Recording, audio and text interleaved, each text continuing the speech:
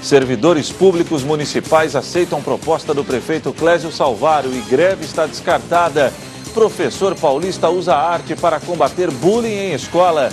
Secretaria de Assistência Social de Criciúma entregou escrituras para 78 famílias que moravam de forma irregular. Pesquisa confirma, 61% da população brasileira assume que joga alimento fora. No esporte, os gols dos jogos de hoje pela Copa do Mundo 2018. E ainda, os fatos que ganharam destaque durante a semana. As notícias de Criciúma e do sul de Santa Catarina você confere a partir de agora, no ar pela TV Primavera. Informe Região.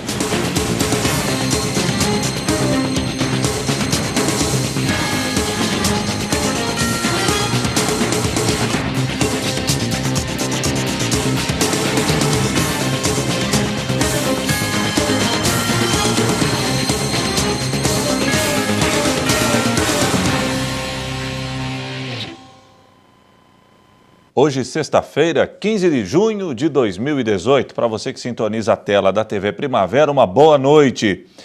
A proposta de reajuste salarial oferecida pelo prefeito Clésio Salvário foi aceita pelos servidores municipais. Com isso, a possibilidade de greve está descartada. A proposta apresentada pela Prefeitura aos servidores públicos municipais de Criciúma foi aceita em assembleia realizada na noite desta quinta-feira. Segundo a presidente do sindicato, depois de 5 rodadas de negociações, a assembleia aceitou o reajuste mesmo sem ganho real, sem benefícios de bolsas e equiparação salarial. Da negociação com a Prefeitura de Criciúma, nós tivemos os 6,81, que é importante a população saber o que significa isso.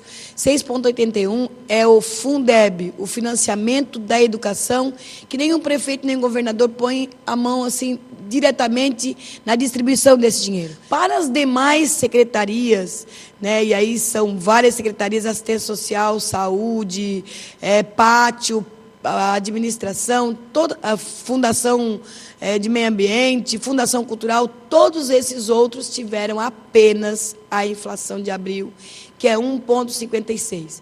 Das demais cláusulas do ano passado, cupom alimentação, abono férias, ficaram tudo do jeito que estavam no ano passado, apenas acrescida pela inflação. Conforme a presidente, outras situações que todos os anos entravam em pauta de negociação, agora serão asseguradas por lei. O que a gente teve de algum ganho, né, possa-se dizer que isso seja ganho, são questões que estavam sempre inclusas na negociação e que agora vão passar para o estatuto, que é a questão de antecipação do 13º, pagamento de férias no primeiro dia de fruição, o número de alunos considerado em dobro, os alunos em escola integral, para concessão de número de serventes, de número de secretárias e concessão da gratificação de diretores. Algumas questões que já são leis, né, ditas leis, porque vem sendo há muito tempo desta forma, mas como não estão no estatuto, que é a lei que regra o serviço público municipal, elas serão então inclusas na 012 de 99, transformando assim numa lei efetiva, vamos dizer assim, que não tem que ser renovadas todos os anos. Outra situação que não avançou na negociação foi a concessão de bolsas de estudo aos servidores. Na questão das bolsas de graduação, que muitas pessoas perderam ano passado, tem que a Prefeitura considerar a área afim. Mas a nossa pergunta, afim de quê? Então, nós tínhamos que, lá no Estatuto, fazer um regramento, melhorar o que significa esta área afim. Porque você pode me dizer qual é a área afim da merendeira? Qual é a área afim do motorista? Qual é a área afim da higienizadora? Qual é a área afim do agente comunitário? Não existe, por quê? Porque a exigência para o ingresso é o ensino fundamental ou o ensino médio. O ensino médio ele pode ser um ensino de nível geral. Você vai optar que profissão você quer, no nível superior. Então, eu não posso dizer que a área afim da cabeça de quem vai conceder ou não. Então, nós dissemos que tinha que ter algumas questões ali, que a gente acordasse que, então, para esse grupo, a gente não pudesse escolher a graduação que quisesse optar. Agora mesmo, com o fim da negociação, o sindicato vai continuar discutindo esse e outros pontos, como a equiparação salarial de áreas e carga horária semelhante. A cobrança, segundo a presidente, vai ser por via judicial. Então, essas questões a gente precisa buscar via judicial para ver qual é o entendimento jurídico em relação a isso. Segundo a presidente do CISERP, a decisão pelo acordo em assembleia mostra a maturidade da categoria que, diante da situação que o país tem vivido após ter saído recentemente de uma greve que trará, inclusive, prejuízos financeiros, acordou que a greve dos servidores não seria o melhor instrumento. Não saímos dessa negociação divididos ou enfraquecidos, muito pelo contrário. Saímos com a nossa cabeça erguida, saímos cientes de que não estamos nos furtando à luta, mas estamos, neste momento, entendendo o momento que a gente está vivendo, não só enquanto conjuntura municipal, mas como conjuntura estadual e nacional.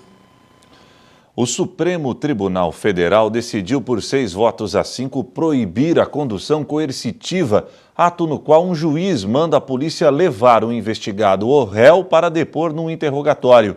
O recurso tem sido usado nas investigações da Lava Jato e foi aplicada, por exemplo, para que o ex-presidente Lula prestasse depoimento em 2016.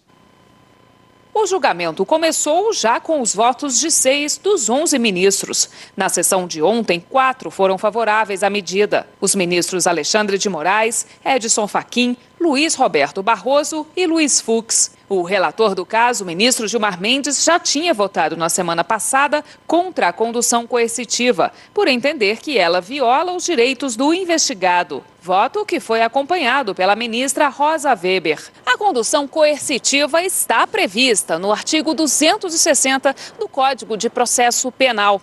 O texto explica que o juiz pode decretar a medida sempre que o suspeito, abre aspas, não atender à intimação para interrogatório, reconhecimento ou qualquer outro ato que, sem ele, não possa ser realizado. Só na Operação Lava Jato, a condução coercitiva já foi aplicada 227 vezes. A medida foi usada contra o ex-presidente Lula. Em março de 2016, ele foi levado para interrogatório no aeroporto de Congonhas, em São Paulo. O PT e a OAB entraram com ações no Supremo questionando esse tipo de medida.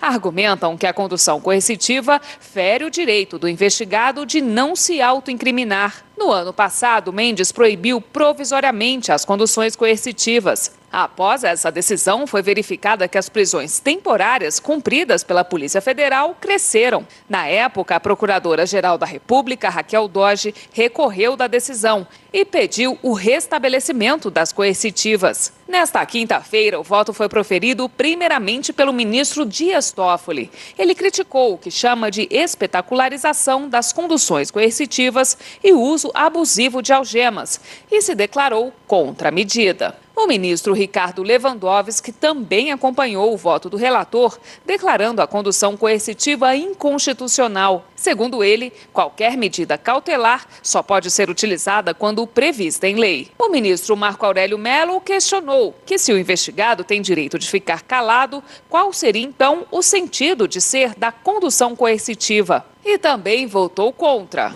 Prevendo o inciso 6º do mesmo artigo 352, que o juízo e o lugar, o dia e a hora em que o réu deverá comparecer, deverá não, comparecerá.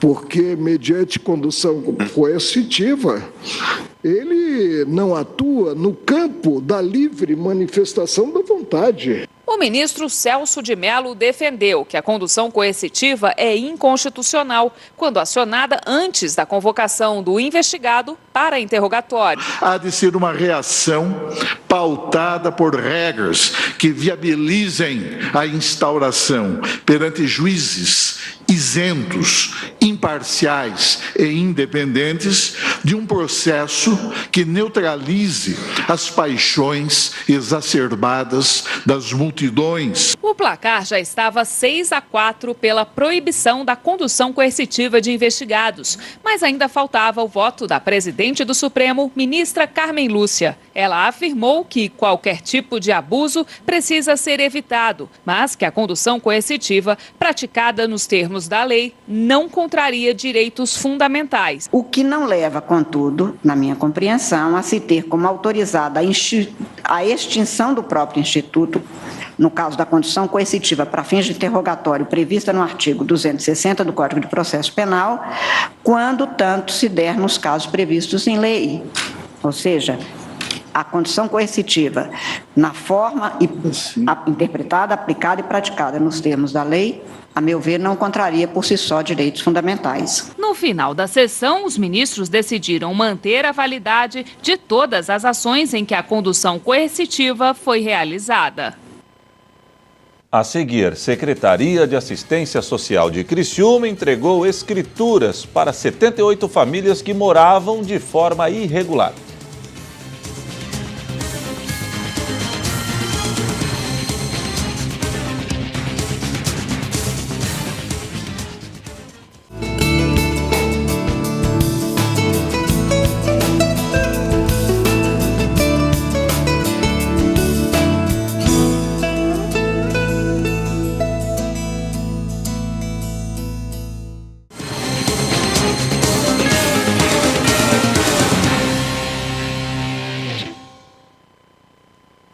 O professor de uma escola estadual da Zona Sul de São Paulo decidiu encarar o problema do bullying de uma forma diferente. Ele decidiu colocar os alunos em cena numa peça de teatro para combater aquelas brincadeiras sem graça, maliciosas e ofensivas. A reportagem é da jornalista Anali Lima. Quem ouve a Giovana falar sem parar nem imagina o quanto ela sofreu com preconceito. Machucou. Que repetir dia não era burro.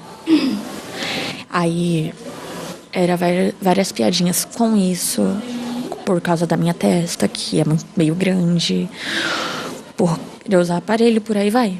Era uma piada atrás da outra. Mas não foi só ela. O grande defeito do Lucas para os outros, é lógico, é que ele era muito quieto. Bom, acho que é porque ninguém me dava atenção em casa mesmo. Daí eu ficava fechado, daí quando eu queria conversar com alguém, não tinha. Meu irmão era muito pequeno para me ajudar, daí eu era mais fechado mesmo. Segundo a Secretaria de Ensino do Estado de São Paulo, os casos de agressões desse tipo cresceram 17% no último ano.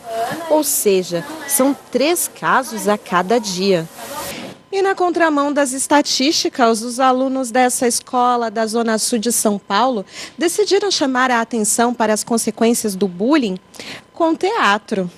Começamos a apresentar no 2017 e nós percebemos o seguinte: nós tínhamos alguns casos de bullying na escola.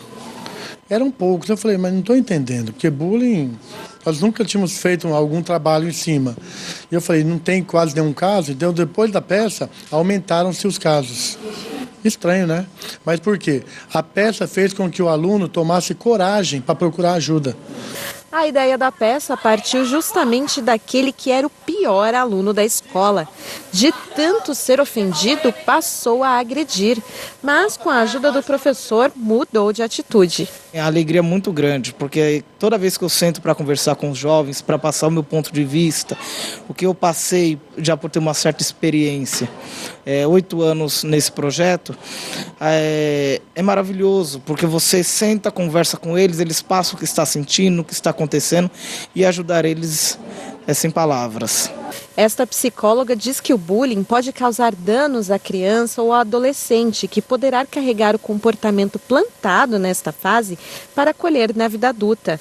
Por isso, é importante que tanto os pais como os professores estejam atentos. Ou, quando ela procura ajuda, muitas vezes os pais não dão a devida atenção para isso. Isso é coisa de bobagem, é coisa de criança, deixa para lá. Ou então mesmo o professor. O professor pode fazer vista grossa, não ligar para isso e isso se perpetuar dentro desse ambiente. E com o fenômeno das redes sociais, o problema fica bem maior. Nas redes sociais se espalha muito rapidamente e para muita gente. Então, imagine uma criança chegando na escola e tendo todos olhando para ele e cochichando, ou falando, ou fazendo alguma brincadeira de mau gosto. Então é gravíssimo o cyberbullying, é algo que tem que ser bastante combatido e trabalhado. A Secretaria de Assistência Social de Criciúma entregou 78 escrituras de imóveis para famílias que moravam de forma irregular no município. A reportagem é da jornalista Débora Correia. Moradores de 8 bairros de Criciúma que residem em áreas regularizadas, mas que ainda não tinham escritura, receberam a documentação da Prefeitura na noite desta quinta-feira. Foram 78 escrituras de áreas diversas, tá? Tem uma área predominante aí, que é do Cristo Redentor, com praticamente 60% dessas escrituras. Mas tem outros 7 ou 8 bairros que receberam também escrituras. São loteamentos que já estão regularizados há um bom tempo, só que por algum motivo as famílias não tiveram interesse na época em procurar o Departamento de Habitação para fazer a regularização. Então, hoje a gente tem uma equipe que fica fazendo essa busca ativa, a gente localiza os loteamentos que são regulares e identifica dentro desse loteamento famílias que ainda não estão com a escritura na mão. Essas regularizações, conforme o secretário, são referentes a áreas que antes pertenciam à Prefeitura. Mas há um outro caso que diz respeito a áreas de ocupação irregular que pertencem a empresas, instituições ou a um proprietário particular. Nesses casos, a regularização também precisa ser viabilizada e tem um auxílio da Prefeitura. Nós temos diversos outros processos em andamento. Nós temos uma situação que contratamos uma empresa através de uma licitação que vão regularizar 1.374 lotes. Aí é o processo inicial, é fazer toda a medição do loteamento, é fazer a projeção da rua, é fazer a projeção dos muros, dos recuos, saber se não tem nascentes, toda a liberação das licenças ambientais. Então a gente tem contratado uma empresa e vamos estar aí num médio espaço de tempo entregando mais 1.374 áreas. Para quem mora em um terreno que está irregular, a Prefeitura indica que busque orientações para a regularização. O ideal é que procure o presidente do bairro. O presidente do bairro tem uma gama maior de informação, é o nosso contato principal, são os presidentes das associações de bairros, porque esses conhecem bastante o terreno e conhecem até um pouquinho da burocracia ou dos trâmites. Então procure o seu presidente do seu bairro e exija que ele venha aqui saber como é que está a situação de regularização do seu empreendimento, do seu lote, do seu bairro. E o secretário ressalta ainda que quem mora em área irregular não precisa ter medo de ficar sem moradia. Lembrando sempre a todos que nos assistem que o papel do Departamento de Habitação é assentar essas famílias, não é de desalojá-las, né? A habitação é para habitar. Então, o nosso papel é de ver a melhor forma possível de fazer com que essas pessoas estejam habitando um lar num lugar regular. Então, se por acaso essa pessoa está numa área irregular, ela automaticamente se credencia para receber uma unidade habitacional, como Minha Casa Minha Vida, ou como um outro programa que o município possa lançar. Então, estando ela em área irregular, ela entra também num possível cadastro, né? Num cadastro e numa possível contemplação de receber uma outra unidade habitacional numa área regular. A seguir, pesquisa confirma: 61% da população brasileira assume que joga alimento fora. –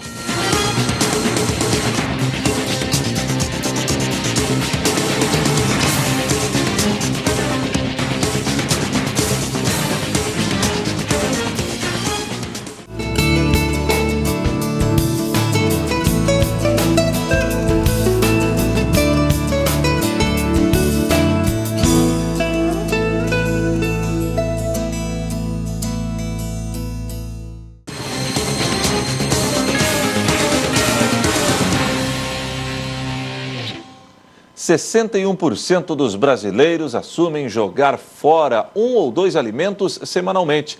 49% fazem isso todos os dias. Para reduzir o desperdício, empresas públicas e privadas tomaram uma iniciativa. Estamos na Companhia de Entrepostos e Armazéns Gerais de São Paulo, popularmente conhecida por CEAGESP, a maior central de abastecimentos de alimentos da América Latina. Daqui saem frutas, legumes e verduras para feiras livres, sacolões e mercados da capital e Grande São Paulo. No meio de tantos produtos, acredite, o desperdício é quase zero. O que iria para o lixo vai para o Banco CEAGESP de Alimentos. Quando está vencendo esse período comercial, o produtor está mandando mais alimentos para o permissionário. E ele precisa do espaço para receber. Então, ao invés dele jogar fora, ele faz a doação para a gente aqui. Tudo muito fresquinho, pronto para o consumo. Em média, o Banco CEAGESP de Alimentos recebe 100 toneladas de alimentos por mês, que depois são distribuídos para mais de 400 entidades cadastradas. Em média, você me contou que são recebidos 100 toneladas de alimentos para o banco. É muito? Pouco.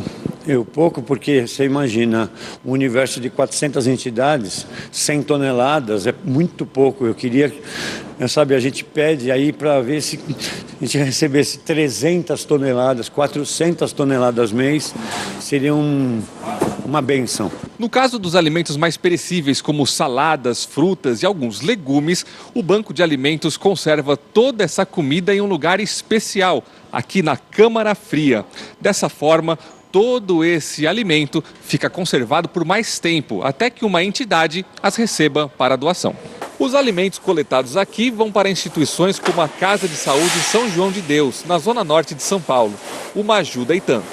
Hoje nós recebemos doações de hortifrutis semanais e mensalmente elas representam cerca de 25% do nosso abastecimento para a alimentação dos nossos pacientes e colaboradores. Segundo a direção da casa, no último ano, o número de doações caiu. Desafio extra para a equipe da cozinha, que usa a criatividade para elaborar novas receitas com o que tem na geladeira. A gente tenta verificar um dia antes, né, o que a gente tem acondicionado na câmara fria, faz essa seleção junto com a cozinheira, faz o pré-preparo do alimento e deixa na câmara fria para o dia seguinte. Às vezes a gente consegue fazer um dia antes, às vezes a gente faz no mesmo dia. Haja criatividade, hein? Verdade, muita criatividade. 99% dos alimentos são aproveitados. O desperdício aqui é proibido. A gente tenta aproveitar tudo. A gente faz com os legumes, os talos, as folhas. O mesmo cuidado não é praticado por 61% dos brasileiros, que assumem jogar 1 ou 2 alimentos fora por semana. 49% diariamente.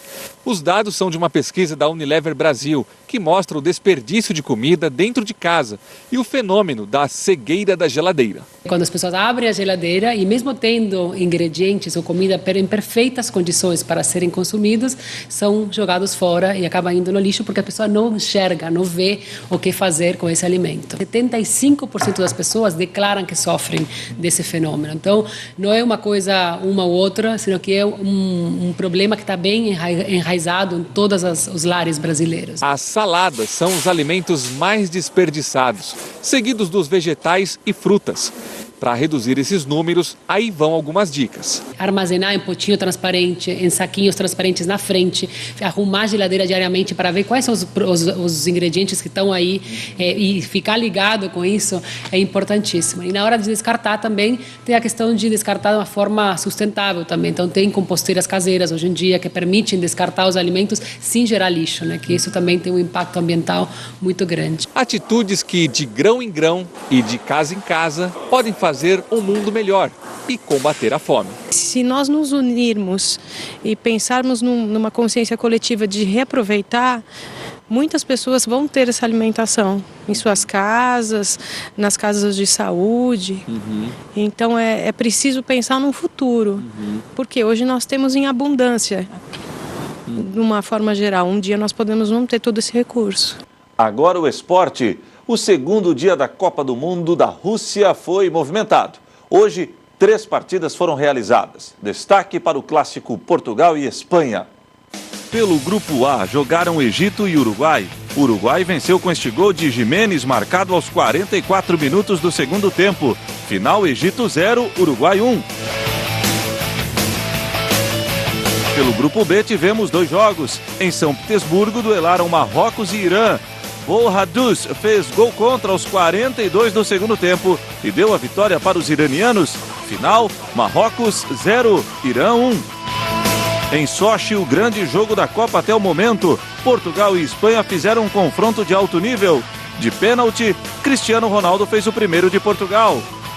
Diego Costa, brasileiro naturalizado espanhol, entortou a zaga portuguesa e chutou forte. Tudo igual, 1-1. Cristiano Ronaldo da entrada da área chutou e o goleirão espanhol tomou aquele frango. Portugal 2-1. No segundo tempo, a Espanha chegou a um empate de novo e mais uma vez Diego Costa, 2-2. Nacho pegando de primeira e de fora da área fez um golaço para a Fúria. Espanha 3-2. Mas aos 42 do segundo tempo, Cristiano Ronaldo de falta fez o terceiro dele no jogo. Final, Portugal 3, Espanha também 3. Com os jogos de hoje foi fechada a primeira rodada dos grupos A e B. No grupo A, a Rússia é líder com 3 pontos e saldo positivo de 5 gols. O Uruguai com 3 pontos e saldo positivo de 1 gol é o segundo. Na terceira posição está o Egito com 0 ponto e saldo negativo de 1 gol. A Arábia Saudita está na quarta posição com 0 ponto e saldo negativo de 5 gols. No grupo B, o líder é o Irã com 3 pontos. Na segunda posição estão empatados Portugal e Espanha com 1 ponto. O último colocado é o Marrocos com nenhum ponto ganho. Amanhã serão realizados mais 4 confrontos. Pelo grupo C, às 7 da manhã, horário de Brasília, jogarão França e Austrália. E à 1h da tarde teremos Peru e Dinamarca. Pelo grupo D, às 10 da manhã, Argentina e Islândia. E às 4 da tarde, Croácia e Nigéria. E para finalizar o Informe Região desta sexta-feira, vamos conferir os fatos que ganharam destaque durante a semana na região sul do estado de Santa Catarina.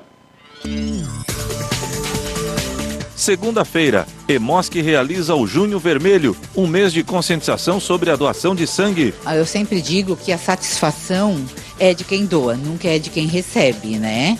Então, uma única doação pode salvar até 3 vidas, de 3 a 4 vidas. Então, é importante sim. O EMOSC, aqui de Criciúma, a gente fornece sangue para 25 hospitais e clínicas, se bem que o estoque não fica só em Criciúma, o estoque é de Santa Catarina, e que o EMOSC tenha um estoque que dê segurança para a população é do interesse de todo mundo. No Brasil, mesmo em meio à crise, setor de cosméticos se destaca e continua crescendo. Isso para mim tem sido um motivo de comemoração e tanto é que essa feira aqui ela proporciona isso, né? A gente espera o ano inteiro para se encontrar, para justamente desfrutar não só do que conquistamos, mas também de novidades que todos os fornecedores, toda a cadeia produtiva traz para esse mercado. Terça-feira, no Dia dos Namorados, a tradição de trocar presentes segue durante o casamento. Tem desde sapato, pelúcia, a gente varia bastante. E as cartinhas que a gente sempre troca. Né, amor? Tem várias, não tem só de Dia dos Namorados, mas tem. Então, esse dia não passa em branco de jeito nenhum. Em Sara, um projeto protocolado na Câmara quer instituir o Dia Sem Carro. Quarta-feira, campanha nacional de vacinação contra a gripe encerrou na maior parte de Santa Catarina, mas o estado não alcançou a meta do Ministério da Saúde. Número de brasileiros endividados cresce no país. Essa decisão se baseia no artigo 139, inciso 4 do CPC, que possibilita aos juízes tomarem medidas atípicas, ou seja, não previstas em lei, em relação a devedores. Quinta-feira, Secretaria de Educação de Criciúma firma parceria para combater o trabalho infantil. Nós somos procurados pela doutora Rafaela, da 2ª Vara do Trabalho de Criciúma, e colocou a preocupação em fazer um trabalho sobre o trabalho infantil, realizar um projeto nas escolas. Então nós sugerimos que se fizesse antes disso uma pesquisa para saber se tinha ou não trabalho infantil, porque essa pesquisa nós fizemos no primeiro mandato do nosso prefeito e constatamos que tinha. Em meio à festa mais importante da cidade, Nova Veneza ganha título de capital nacional da gastronomia típica italiana. Conheci Nova Veneza em 2014, também vim a trabalho, foi bem rápido e voltei agora, então conhecia mesmo de ficar procurando e acho lindo, né? Sou super apaixonada aqui pela cidade e a gastronomia, não tenho o que falar de tão maravilhosa, sabe? Conheci os restaurantes aqui, jantei ontem num restaurante bem conhecido aqui da praça e muito bom, uma delícia, gastronomia perfeita. E o Informe Região desta sexta-feira fica por aqui. Voltarei amanhã, 15 para o meio-dia, no Boletim Primavera. Deus abençoe e boa noite.